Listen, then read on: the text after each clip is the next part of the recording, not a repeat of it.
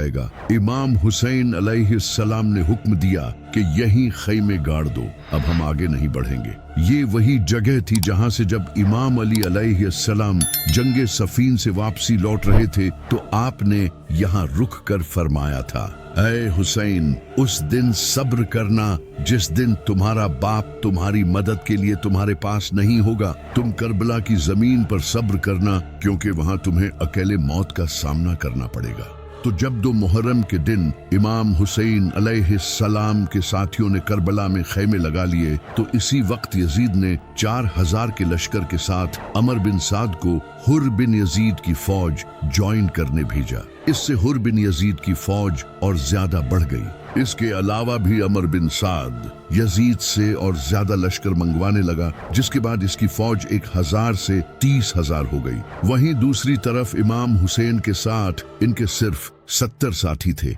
लेकिन आखिर क्यों अमर बिन साद इतनी ज्यादा फौज मंगवा रहा था जबकि सामने सिर्फ 70 थे और इनमें से भी कई बच्चे और औरतें थी? इसकी वजह ये थी कि इन 70 लोगों में एक इंसान था जिसका नाम था अब्बास।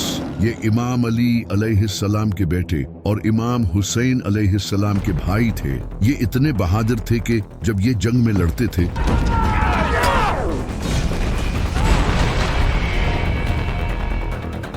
तो लोगों को लगता था कि अली लड़ रहा है। इन्हें इमाम अली अलैहिस्सलाम ने तहज्जुद में अल्लाह से मांगा था। आपने दुआ की थी, ऐ अल्लाह, मुझे ऐसा बेटा अता फरमा जो मेरे बेटे हुसैन को इसकी तन्हाई के दिन सहारा दे। मुझे ऐसा बच्चा अता कर जो हुसैन का वफादार हो, जो करबला में इसके साथ खड़ा हो, जो इसके लिए अपनी जान दे और मौत के सामने न झुके। तब जाकर अल्लाह ने उन्हें अब्बास जैसा बेटा दिया। इसी वजह से अमर बिन साद लगातार फौज मंगवा रहा था, क्योंकि सामने अब्बास खड़ा था। तो इमाम हुसैन ने कूफा के लोगों को एक खत लिखा उन्हें अपनी इस कंडीशन के बारे में बताने के लिए, लेकिन वो खत कभी कूफा के लोगों तक पहुंचा ही नहीं। इमाम हुसैन और इनके साथी शदीद प्यास बर्दाश्त कर रहे थे, क्योंकि अमर बिन साद ने 500 फौजी फुरात के किनारे खड़े कर दिए थे। इस वक्त रेगिस्तान में शदीद गर्मी थी, सूरज सर पर था, बच्चे रो रहे थे और इनके होंठ सूखे पड़े थे। यहाँ तक कि औरतें प्यास की शिद्दत से बेहोश हो रही थी।